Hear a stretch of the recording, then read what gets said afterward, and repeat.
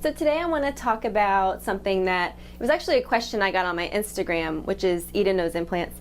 And it was in my stories. I said, ask me anything, one of those new features where you can ask someone a question. So one of the questions was, when is my breast implants going to become soft? So then I was like, good question. So then I actually made like a little graphic and put it on my Instagram for everyone to reply to, like, when did your implants get soft? And the answers were all over the board, anywhere from like 6 weeks to 9 months. So I hate to say this, but there is no right answer, but there's also no wrong answer. Everyone is going to experience their breasts getting softer at different times, and that's okay. But it's important that we don't all hold ourselves to a certain number and then feel disappointed when our breasts don't feel like we want them to at that point. There's also a lot of factors that go into what your breasts are going to feel like post-op. So initially, everything's going to be hard and swollen, assuming you go under the muscle, and they're going to look funny. They're not going to be what you want yet, right? You have healing to do. This is called dropping and fluffing. When you drop and fluff, the muscles start to relax up top, allowing your implant to fall into place within the breast, and that's called dropping. And then when they drop, they fluff out the bottom portions of your breast. So it's important to remember, even if you drop and fluff, you're still probably not all the way there yet. For me, I dropped and fluffed quickly, but I still had some healing to do. And when you start to heal, everything starts to soften up more. The muscles relax a little more. Because even if they drop, your muscles might not still be 100% relaxed. So there's a lot of patience that goes into this whole thing.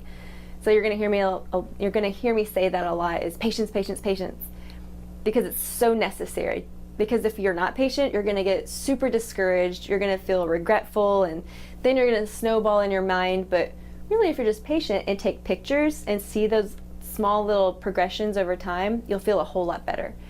So let's say they've dropped and fluffed, and yours feel different than like your friends. Well, maybe you got salines. Salines typically feel a little bit more firm than a silicone implant.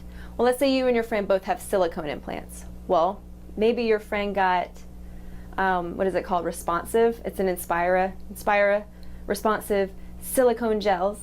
Those are more squishy. And you got highly cohesive silicone gels. Highly cohesive, or so form stable that they tend to be more firm than the responsives. So your breasts would be more firm than your friends, indefinitely. Or let's say you both got the exact same implant, the exact same fill, everything, but yours are a little more firm. It could be that your friend had more breast tissue to start out with than you. You may not have had breast tissue, so you don't have anything covering your implant to make it feel more natural than your friend does. So there's a lot of things that go into how your implant is going to feel when you're post-op.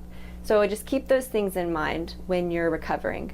And also, hopefully you see this video beforehand, because it's important to have realistic expectations up front before getting your implants. So take into account all of those things.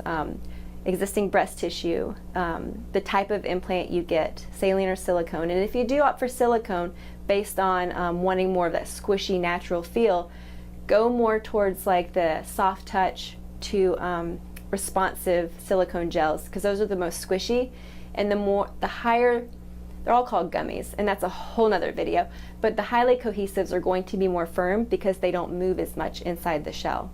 So just keep that in mind, and if you have any questions, because I probably just got you a little bit more confused, leave a comment below. I'm happy to answer any questions you guys have, because I know being confused is the worst place to be when you're trying to become educated on breast implants, and that is not what I want for you. So please reach out, ask me questions, and I'm so happy to answer them for you.